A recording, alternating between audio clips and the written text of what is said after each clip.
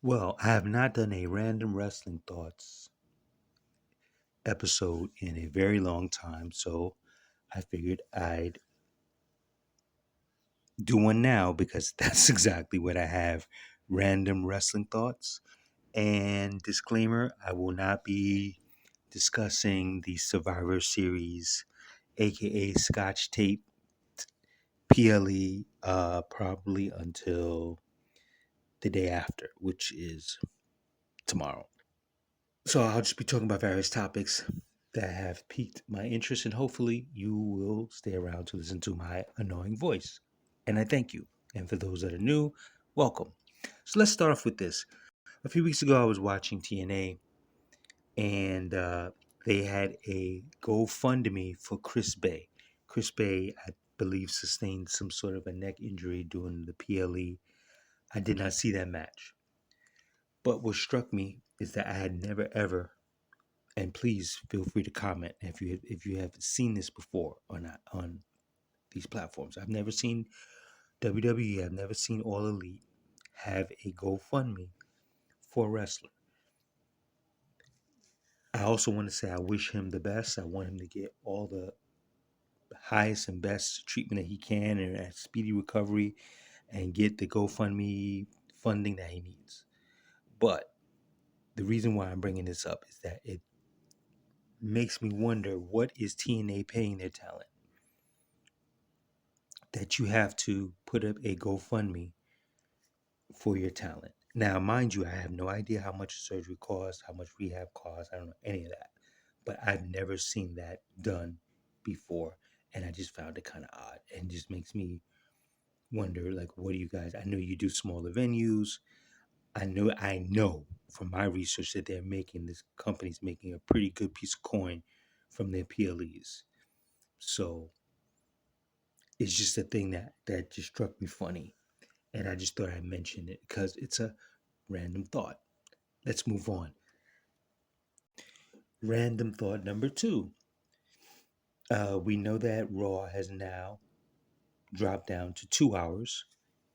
It's been like a month now since they've dropped down to 2 hours. I could take it or leave it. It's cool. It just leaves me free time, to do other things with when the show goes off, or if I catch it the following day. Cool. I do know that that's been a debate over the years. Raw's too long. Maybe they should shorten it. Whatever, whatever, whatever. My suspicions is that these mindsets come from the fact that creative is bad. In my opinion, if it's 3 hours and the creative is good, this wouldn't be a subject of discussion. I've said this before and I'll say it again. Your shows are as good and your storylines are as good as your pen game. Excuse me. And I'll say that again. Your shows or your storylines are as good as your pen game. If you are spending top dollar to hire the highest level of writers, of storytellers that have worked on top shows, okay, top television shows, and are very familiar with pro wrestling. You don't have to explain it to them, any of that. These are just elite writers that love pro wrestling, and boy, would I love a crack at it. It's no different than you have, let's say, a filmmaker like Kevin Smith that was able to matriculated himself into writing Marvel comics and some of DC comics, you know, because they were comic book fans.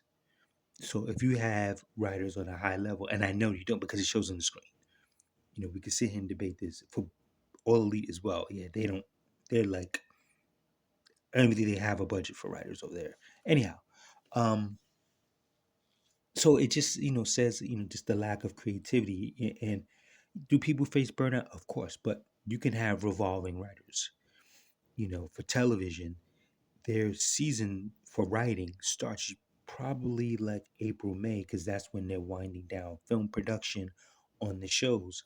And they're in the room discussing how are we going to craft the new season, where the characters are going to go.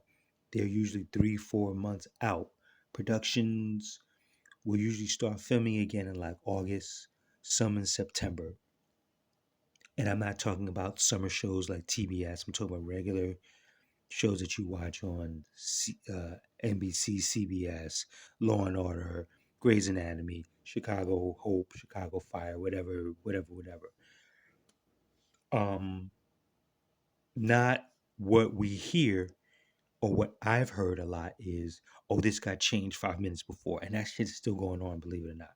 But when you hear me talk about brainwashing, eh, you're still changing it, you're still flipping it.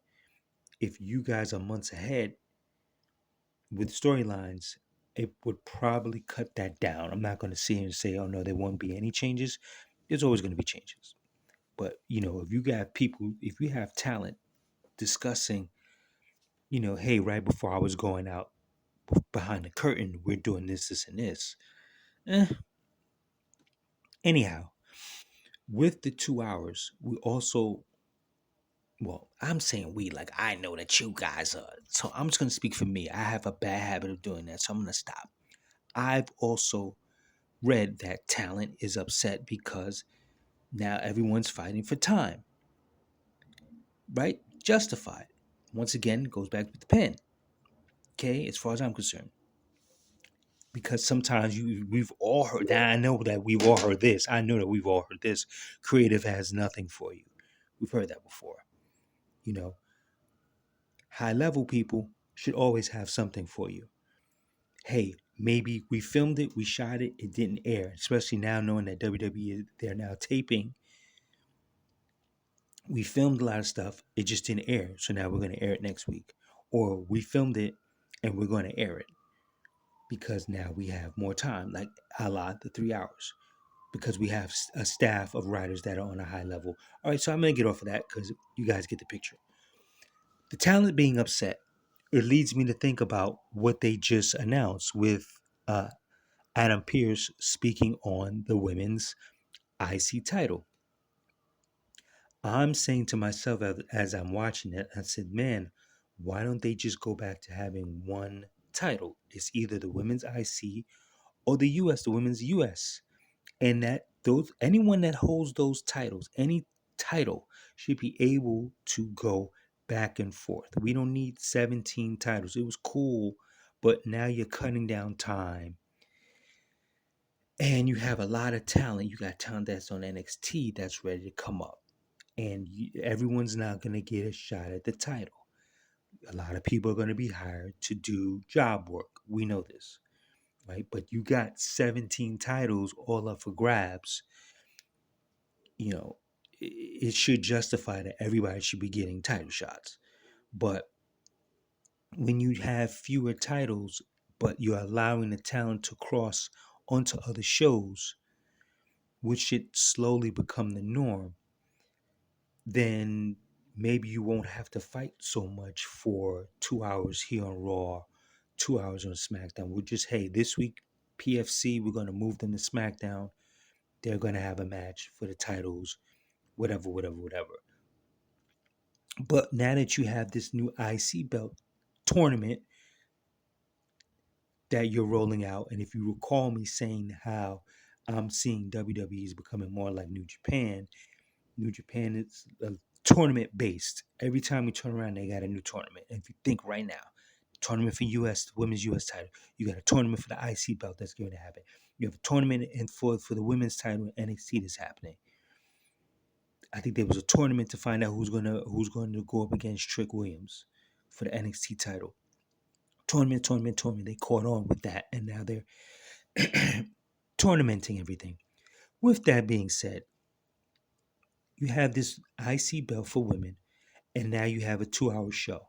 So after we run through this whole tournament thing, right, are they really going to have time for this?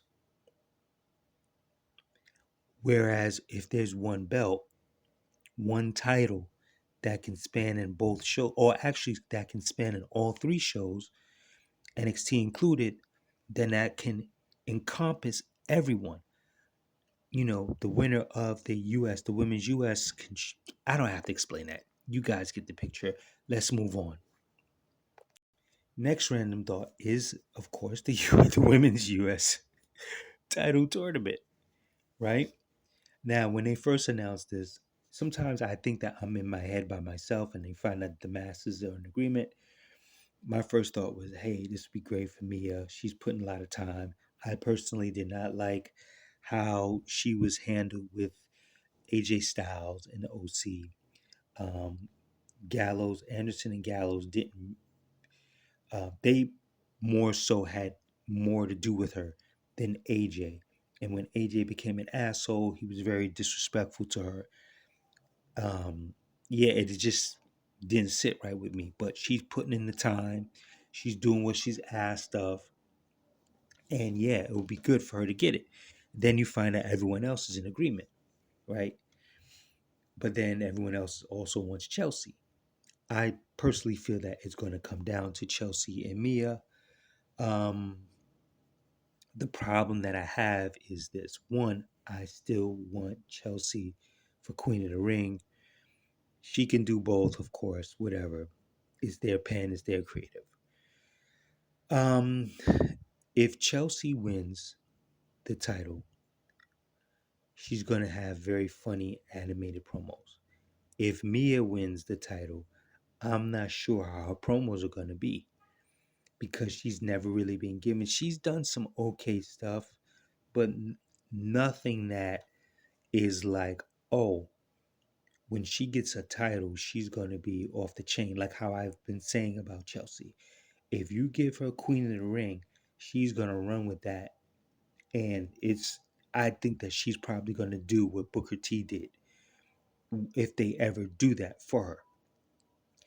I'm just not sure that when if they give it to Mia, when it's time for her to cut that promo in the middle of the ring in front of all those people, is it going to be a dead promo? A lot of times we want people to get titles. It's like I said with Liv, with Liv's first run. She beat Ronda Rousey. She got that strap, and she went and cut the promos. And 9 times out of 10, I'll say 6 times out of 10, it may not have been her fault. Whose fault? Pen Game's fault. The writers weren't really writing anything for her to make that pop. I've seen it happen. I've stated it before in the Mandy and Sonya storyline. There were a lot of things that Mandy was saying before that storyline even popped off. When Mandy was bullying Nikki Cross, the things that she was saying was so goddamn bad. Then all of a sudden she gets in this story arc, and all of a sudden everything she's doing is popping. Dialogue is great. She moves down to NXT, or she moves down. She moves to NXT. Dialogue is popping. Everything is great. So there's a tier system.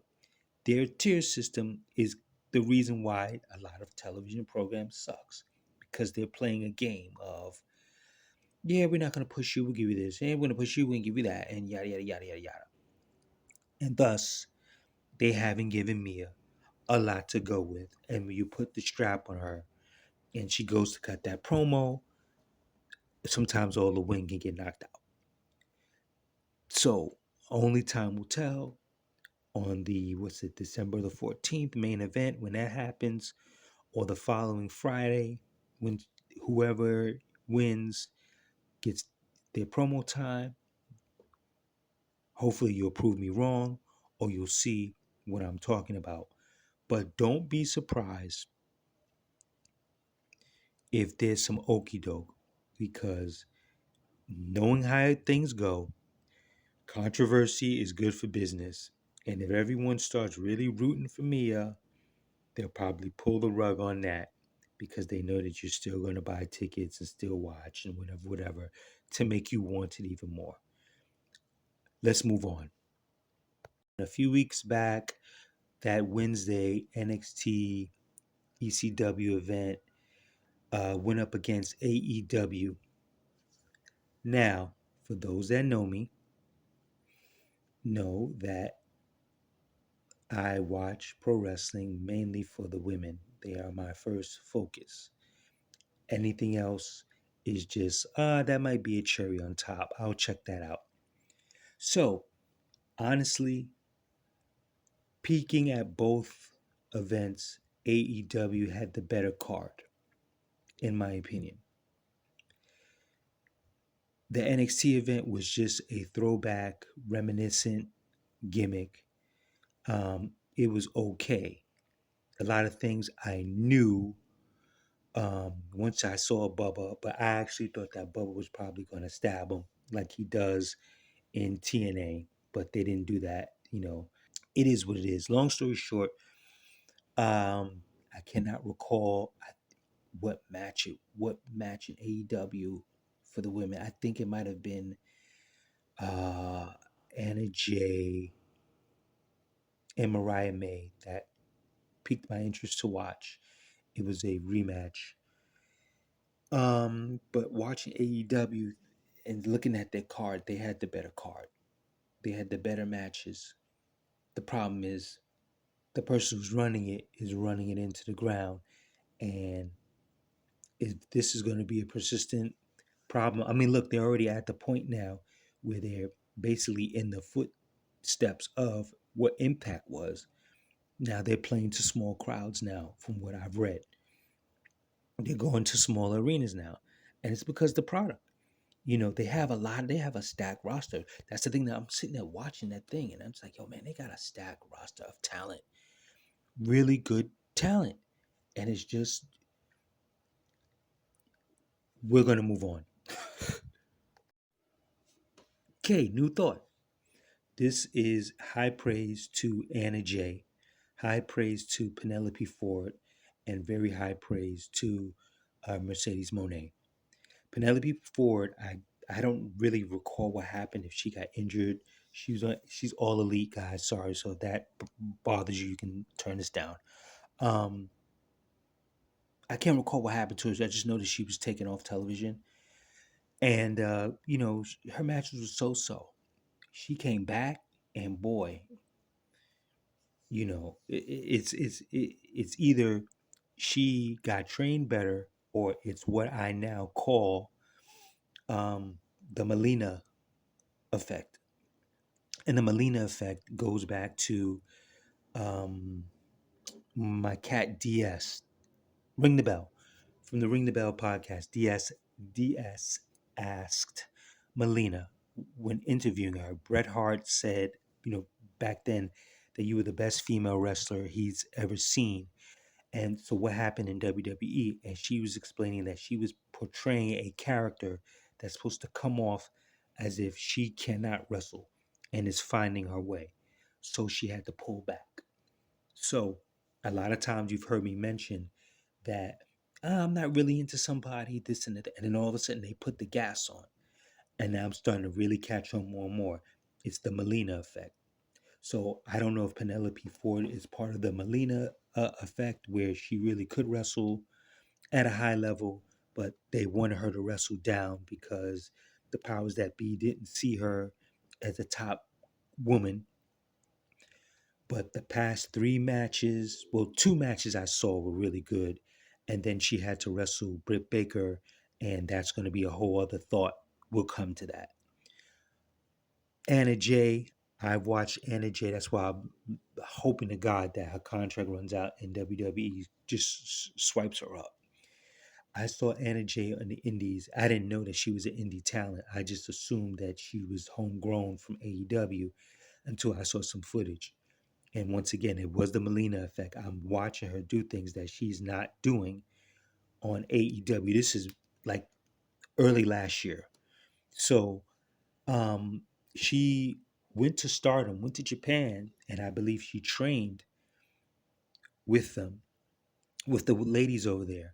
And she was also in the tournament, which I saw. She did amazing. She came back to AEW and is doing amazing. You see, just the match that she had with Mariah May, excellent. Two matches that she had is par for the course. I mean, like, she's stepping up. It's just whether or not, if I don't even know if that term is right. I'm thinking about it, par for the course. Anyway, um, she's stepping up. It's just whether or not the powers that be want to put, you know, the wings on her back and let her fly, or will she be another victim that when the contract's up, she'll end up in NXT, end up kicking ass and then move, because I believe that she could be a new face for WWE. I don't know so much for AEW just because it's just run piss poorly. As far as Mercedes goes, the last event, well, period, she's been having some fucking kick ass matches with Queen Amanada, everything that's before the PLE, up until then. This last match that she had with Chris Statlander, she did some shit that I was just like, yo, and just makes you just, sometimes you look at a person, and you go, this person came to fucking wrestle. Like, I don't know what everybody else is doing. And that's just in general. Like, she's here to wrestle, whether y'all accept her or not at whatever company. She is here to fucking perform for people at a high level. And that's not taken away from anybody else. It's just that she gets most of the shit because she jumped ship. Oh, she's not doing things for the ratings. Oh, she's not this. Look, I wasn't expecting her to come in and then all of a sudden, she was going to be your Stone Cold. I wasn't expecting that. But she is putting on fucking clinics on wrestling for wrestling matches, man. That is just like, yo, she did a couple of moves at that match versus Statlander, and she made Statlander look good, look strong. But god damn. Um, which then leads me to the match that she had with Britt Baker. She took the shit and she made it into sugar as we transition into Britt Baker. So with me circling back and hopefully, well, I can't say hopefully. I recently did a post on Britt Baker. You can go check and listen to that. Is she the problem? Whatever. Her match with Mercedes, Mercedes did the best she could. Britt Baker has a problem. It seems like she gets jealous. That's what my perception is, that she gets jealous. When she has to wrestle top people, she will not wrestle at a high level. She will wrestle at a third grade level. And it makes the matches look poor. She did it with Taya Valkyrie. She did it with someone else that I cannot remember, but I noticed the time because when I saw that in the card, I was like, oh, that's gonna be a good one. And she tanked the shit out that match, man. And I'm like, yo, how do you tank a match with Taya Valkyrie? Like, are you fucking serious? That's like tanking a match with Mickey James. You just didn't want to fucking be shown up. But you got shown up. Because you didn't show up, you got shown up. Same thing with Mercedes. You didn't show up, you got shown up. And Mercedes kept rocking and she's still showing her up. Britt Baker had a match with Penelope Ford. I really didn't want to watch it. And because let me slow my brain down. I didn't want to watch it because me seeing Penelope Ford stepping up, becoming an improvement character, knowing that she was going to wrestle Britt Baker and the stock was going to go down just by taking the L. So it's like all of this hard work. Now she could take an L to anyone else. That's cool. When I saw her, she was in a feud with someone, and she won one, the other person got the other one on her, and it's kind of even from what I see. But soon as she wrestled Baker, I'm like, so it just seems like, now she has to get pulled back down to square one when she's on square four because Miss Shit the Bed now needs somebody to wrestle to put over. And it is what it is. I'm sorry that she's like that. I'm sorry that, it was cool while it lasted. But here's a question. I might have asked this before. When you do things like this, what is your iconography? When they look at your iconography of matches and they can only pull out the matches that you had with Thunder Rosa, which was 2 years ago, and they can't go, oh, the match you had with Serena Deeb was fire. Queen Amanada was fire. Nyla Rose was fire. If it just looks lackluster, then on top of it, you bring in Toni Storm, who creates her own character, reinvents herself, overshadows you while you are gone. Before that, they team you up with Jamie Hayter, and people just take to Jamie Hayter. Now you have Mercedes in here. Now you have Anna Jay stepping up, Penelope Ford stepping up. And if you don't do your job as you're so calling yourself the face of AEW, you're not going to have a really strong iconography. When they look at video and piece together shit, it'll be lackluster matches that people will, oh, wait, she wrestled Athena? When did that happen? I don't even, because they don't fucking remember it. So we're moving on. With a draft kind of looming, I believe. I always forget when it is. I was thinking about doing a separate episode on who I think should get moved up from NXT, mostly focused on the females, of course. I know that a title very likely is going to change hands on NXT. This month moving into December, because usually this is when it happens. Um, well, at least to my knowledge, from what I've seen, like when Rhea won it, it was in December. I believe when Roxanne won it, it was in December. That's when they had the whole issue with Mandy. So it's kind of typical. And there are certain talent that seem to have disappeared. And I think my theory is that, and I'm speaking specifically for females, that they're putting them on ice for either the Royal Rumble, the draft, or certain people are going to be let go. I don't, with the last one being the least likely. Um, I do believe that Roxanne is going. Um, I don't know who else. Like I said, I think I'm going to take my time. My episode is who I think, not who's definitely going, yada, yada, yada. I mean, it seems pretty much etched that Lash is going to get moved up. Jakara, don't know. From what I read, it seemed as if they were impressed with them. Just the fact that they let them go to Saudi and do that PLE, and that's a rarity for NXT. I don't think I've ever seen it personally. It's kind of a sign. But there are probably, I mean, there are more than enough that I feel should go up, but some of them um, are going to probably hang out in NXT for a while, because you can't just have a whole bunch of people that are all green. Green versus green matches is just not going to fly. So I think that's my random thoughts rants for right now. If you made it to the end of this, thank you. Leave a comment. Uh, be aware that I will be watching this PLE, and I'm going to drop it. Um, Not like it's hot. I'm just going to do a different breakdown that I don't think that you guys are going to hear anywhere else. And that's what I strive to do. Offer breakdowns that you're not going to hear anywhere else. Okay, so with that, I'm going to bid you adieu, and hopefully you will hear back from me within 24 hours or maybe Monday. And it's going to be good. I'm out.